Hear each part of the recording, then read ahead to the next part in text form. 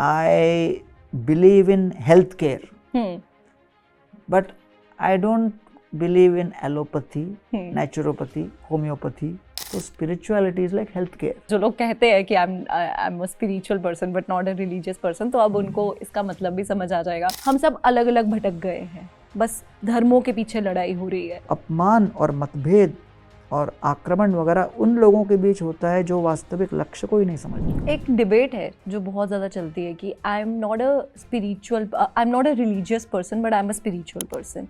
Religious को मतलब spiritualism से थोड़ा अलग रखा जाता है, एंड ऑल्सो अगर मैं अपनी जनरेशन की बात बताऊं तो इट्स वेरी कूल टू से this, I am not a religious person but I am a spiritual person. मैं उतना ही कूल आंसर देता हूँ। हाँ तो आप मुझे बताओ क्या डिफरेंस और आपके अकॉर्डिंगली क्या है स्पिरिचुअलिटी? मैं अगर कहूँ I believe in health care, but I don't believe in allopathy, naturopathy, homeopathy, तो आप बोलोगे मतलब क्या? तो इसका मतलब ये है कि मैं हेल्थ केयर से अपने जीवन में प्रैक्टिकल कुछ करने के लिए रेडी नहीं हूँ। तो spirituality is like health care, it is a segment. और Christianity, Hinduism, Buddhism, Islam, these are like allopathy, homeopathy, naturopathy, अलग अलग प्रक्रियाएं जिसके माध्यम से हम अपने हेल्थ को सुधारने के लिए और अपने पीड़ा को दूर करने का प्रयास करें। So spirituality is like healthcare, and religion and religious traditions are like the different dimensions of healthcare. Allopathy, naturopathy, homeopathy, इस तरह से। तो बोथ आर इंटरलिंक्ड। तो इसलिए एक दृष्टि से जो कहता है कि I am spiritual but not religious, वो ये कहना चाह रहा है I love health care but I don't want to follow anything. इसका मतलब है कि मेरा कुछ लेना देना नहीं है। हाँ। बहुत बहुत बढ़िया ये आपने एग्जाम्पल देके हमें समझाया। कूल आंसर होगा। एग्जैक्टली। और ये कूल आंसर ज़्यादा अच्छे से समझ भी आया होगा लोगों को। और जो लोग कहते हैं कि I am a spiritual person but not a religious person, तो अब उनको इसका मतलब भी समझ आ जाएगा। बट मैंने देखा है कि बहुत बार ऐसा इसीलिए भी होता है क्योंकि आजकल हम सोशल मीडिया, न्यूज़ इनफैक्ट देखते हैं कि धर्मों में ना बहुत लड़ाई हो जाती है। वो शायद से ये भूल जाते हैं कि ये जो हम धर्म के लिए लड़ रहे हैं, रिलीजियस ये जो है हमारे कहीं हम जा रहे हैं, उनको ये नहीं पता कि एक अल्टीमेट गोल है। हम सब अलग अलग भटक गए हैं, बस धर्मों के पीछे लड़ाई हो रही है।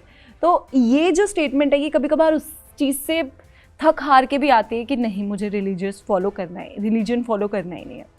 आप मुझे बताओ कि क्या एक पर्टिकुलर तरीका हो सकता है? अब भगवान मतलब आप है, आपका भगवान के साथ डायरेक्ट कनेक्शन है, मेरा भगवान के साथ डायरेक्ट कनेक्शन है, लेकिन अगर आप मुझे आके बोलो कि नहीं यही सही तरीका है, यही फॉलो करना है, और अगर तू ये नहीं करेगी तो तुम्हें पाप लग जाएगा, वो डर बिठा देना, तो क्या ये सही है?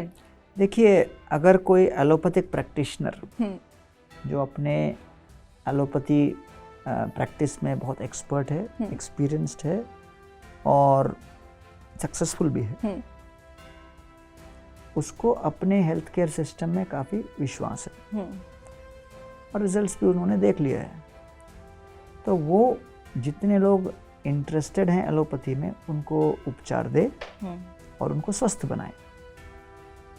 As a health care practitioner, allopathic doctor, उसका मेन लक्ष्य क्या है?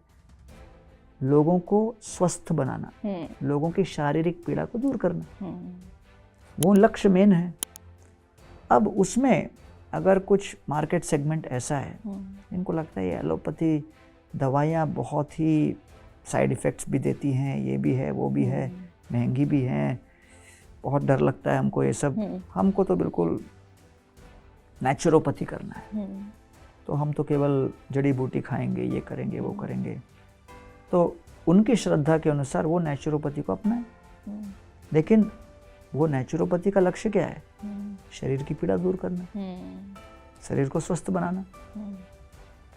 तीसरा आके बोलता है नहीं यार, नेचुरोपैथी भी नहीं, एलोपैथी भी नहीं, हम तो बिल्कुल अलग छोटी छोटी पुड़िया जो है मीठी मीठी होगी वही खाएंगे। वो बोले होम्योपैथी, उसका भी लक्ष्य क्या है? शरीर की पीड़ा दूर करना, करना। स्वस्थ करना।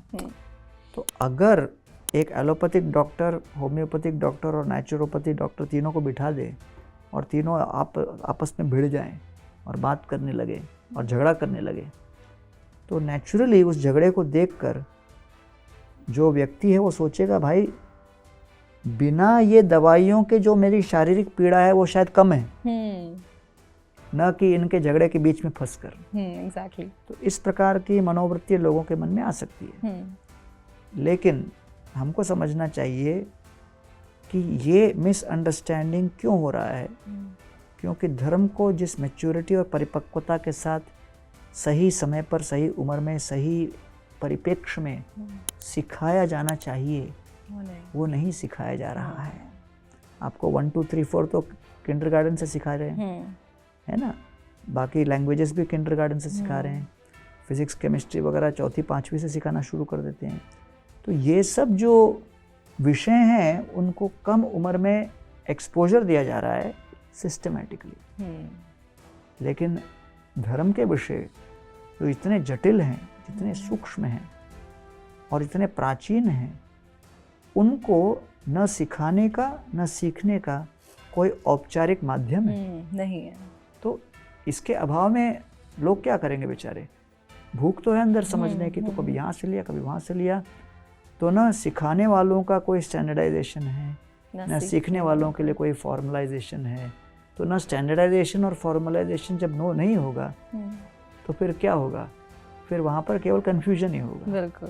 तो इसलिए सब्जेक्ट अपने आप में तगड़ा है, बोनाफाइड है, क्योंकि सारे धर्म, चाहे हिंदू, मुस्लिम, क्रिश्चियन, सिख, ये सब 5 ही तत्वों के ऊपर चर्चा कर रहे हैं। जीव, जो कि मैं आत्मा हूँ, प्रकृति, नेचर, काल, समय, कर्म, एक्शन, ये तो कॉमन ही है सबके। 5वां जब तत्व आता है वो है ईश्वर। ये भी सब लोग मानते हैं ऊपर वाला एक ईश्वर है।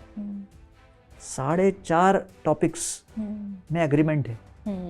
लास्ट 0.5 में जब अपन घुसो कि वो ईश्वर का नाम क्या है, हाँ, धाम क्या है, वो काम क्या है, हो जाता है। फिर वो शुरू होता है। क्योंकि वो अपरिपक्वता के कारण, लैक ऑफ मैच्योरिटी के कारण। क्योंकि कई लोग आयुर्वेद के, नेचुरोपैथ के फैनेटिक्स होते हैं और बिल्कुल उसके ऊपर ऑब्सेस्ड रहते हैं। वो ऐसा बुरी तरह से एलोपैथी को गाली देंगे कि पूछो मत।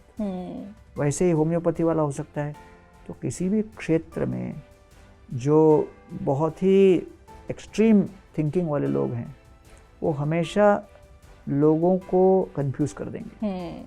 बिल्कुल। तो इसलिए धर्म के क्षेत्र में भी जो वास्तव में अपने अपने धर्म को सही समय से समझे हैं, तो मेरा तो सभी अलग अलग धर्म गुरुओं के साथ बड़ा अच्छा संबंध है।